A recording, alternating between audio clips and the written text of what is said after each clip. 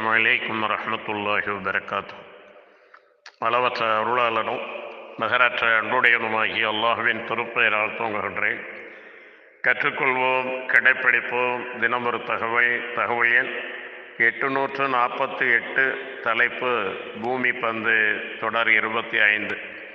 அன்பானவர்களே, கண்ணியத்திற்குரியவர்களே, வானங்களையும் பூமியையும் அவை இரண்டுக்கும் இடையே உள்ளவற்றையும் படைத்து அதை பரிபாலித்து காக்கின்ற வல்லவன் அல்லாஹ்.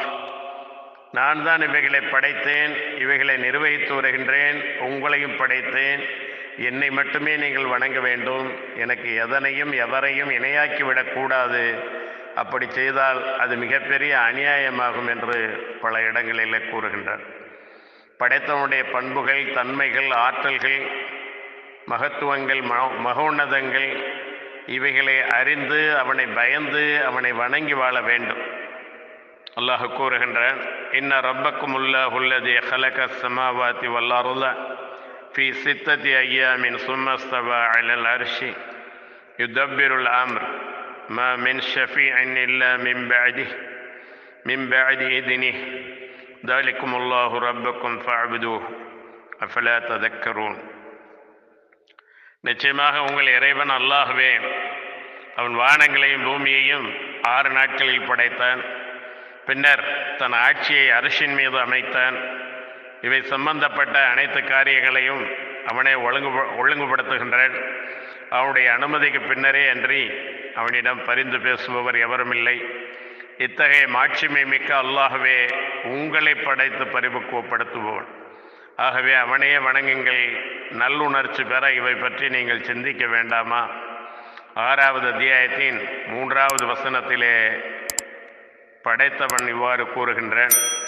அன்பானவர்களே, கண்ணியத்திற்குரியவர்களே, இன்னும் இதே 6வது வசனம் 10வது அத்தியாயம் 6வது வசனத்திலே அல்லாஹ் கூறுகின்றான், இன்ன ஃபி இக்திலாஃபில் லைலி வன்னஹாரி வமா ஹலகல்லாஹு ஃபிஸ் ஸமாவாதி வல் அர்தி லஆயாத்தின் லிகௌமி யத்தகூன். நிச்சயமாக இரவும் பகலும் ஒன்றன் பின் ஒன்றாக மாறி மாறி வருவதிலும் வானங்களிலும் பூமியிலும் அல்லாஹ் படைத்துள்ள அனைத்திலும் பயபக்தி உள்ள மக்களுக்கு நிரம்ப அத்தாட்சிகள் இருக்கின்றன. ஏற்கனவே முதலிலே வாசித்தது 10வது அத்தியாயம் 3வது வசனம், இப்பொழுது வாசித்தது 10வது அத்தியாயம் 6வது வசனம். அன்பானவர்களே, கண்ணியத்திற்குரியவர்களே, அவனை பயந்து வாழுமாறும் அவனை வணங்கி வாழுமாறும் அல்லாஹ் நமக்கு கட்டளையிடுகின்றான். அவன் கட்டளைகளை நிறைவேற்றக்கூடிய அடிமைகளாகத்தான் நாம் படைக்கப்பட்டிருக்கின்றோம். மாறு செய்தால் தண்டனை இருக்கிறது. அவனுக்கு வழிபட்டு அவனை வணங்கி வாழ்ந்தால் நமக்கு மிகப்பெரிய வெகுமதி இருக்கிறது. சும்ம ஜஅல்நாக்கும் ஹலாயிஃப ஃபில் அர்தி மின் பஅதிஹிம் லினன்லுர கைஃப தஅமலூன். நீங்கள் எவ்வாறு நடந்து கொள்கிறீர்கள் என்று நாம் கவனிப்பதற்காக அவர்களுக்கு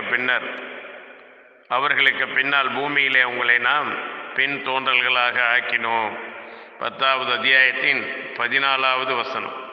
அன்பானவர்களே, கண்ணியத்திற்குரியவர்களே, இன்னும் அல்லாஹ் சுப்ஹானஹு வ தஆலா குர்ஆன் நடிகிலும் நமக்கு அச்சமூட்டி எச்சரிக்கை செய்து கொண்டே இருக்கின்றான். உங்களை ஒரு குறிப்பிட்ட காலம்தான் இந்த துனியாவிலே, இந்த உலகத்திலே வாழ நாம் அனுப்பியிருக்கின்றோம்.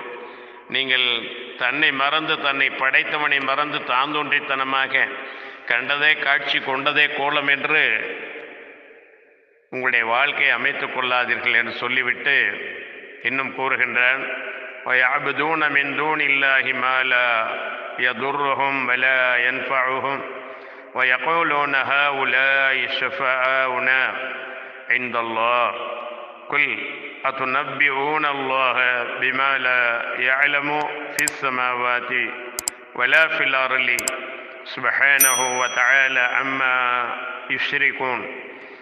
தங்களுக்கு யாதொரு நன்மையோ தீமையோ செய்ய இயலாத அல்லாஹ் அல்லாதவற்றை முஷ்ரிக்குகள் இணை வைப்பவர்கள் வணங்குகிறார்கள். இன்னும் அவர்கள் இவை எங்களுக்கு அல்லாஹ்விடம் மன்றாட்டம் செய்பவை என்றும் கூறுகின்றார்கள். அதற்கு நீர் வானங்களிலோ பூமியிலோ அல்லாஹ் அறியாதவை இருக்கின்றன என எண்ணிக்கொண்டு நீங்கள் அவனுக்கு அறிவிக்கின்றீர்களா?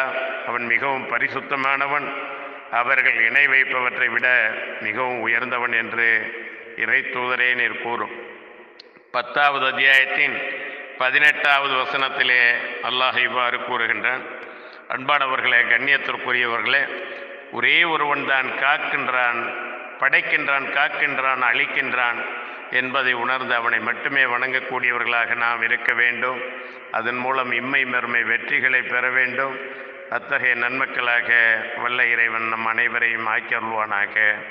இன்னும் வரும் இன்ஷா அல்லாஹ் வாஹிர் தஅவானா அல்ஹம்துலில்லாஹி ரப்பில் ஆலமீன். அஸ்ஸலாமு அலைக்கும் வரஹ்மத்துல்லாஹி